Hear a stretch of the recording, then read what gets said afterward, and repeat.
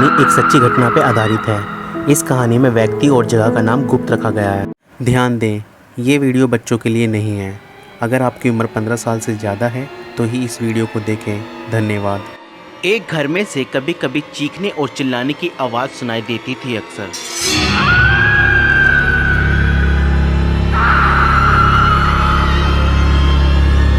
आखिर कौन चिल्लाता है? रात को तो शांति छा जाती है। उस घर में झांकने तक की कोशिश भी कोई नहीं कर सकता था। वह बहुत बड़े सेठ का मकान था।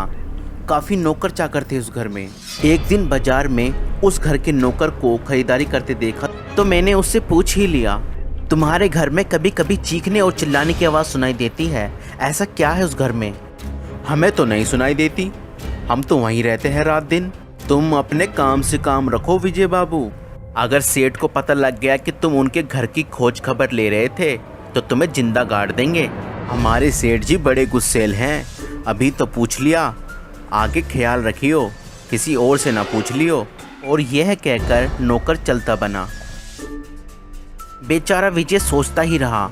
उसने सोचा हो सकता है ये मेरा वहम हो। खुद को तसल्ली देते हुए उसने फटाफट सामान खरीदा और अपने घर की ओर चल दिया। एक दिन विजय ने उस मकान के पीछे की खिड़की में एक औरत की परछाई को देखा। वह चिल्लाते हुए दिख रही थी।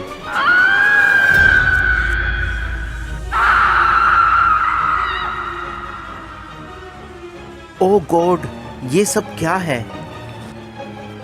विजय ने इस बारे में अपनी दोस्त रागिनी को बताया, जो कि एक खोजी पत्रकार थी। जब रागिनी ने विजय की सारी बातें सुनी तो उसने कहा कि वह इस बारे में जरूर पता लगाएगी।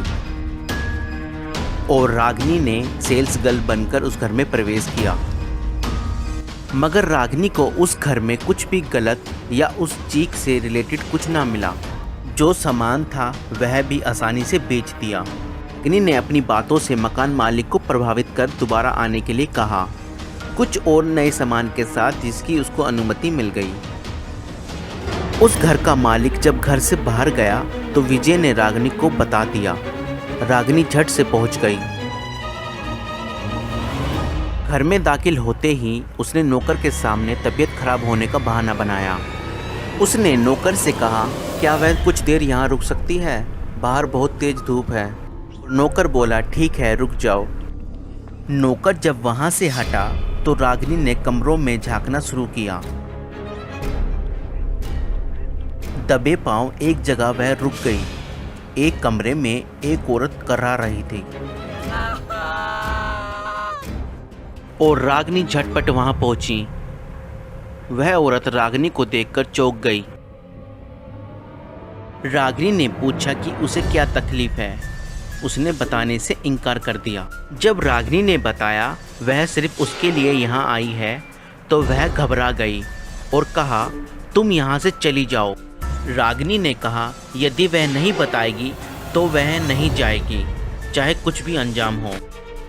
वो औरत मकान मालिक की पत्नी थी, जो बहुत ही सुंदर थी।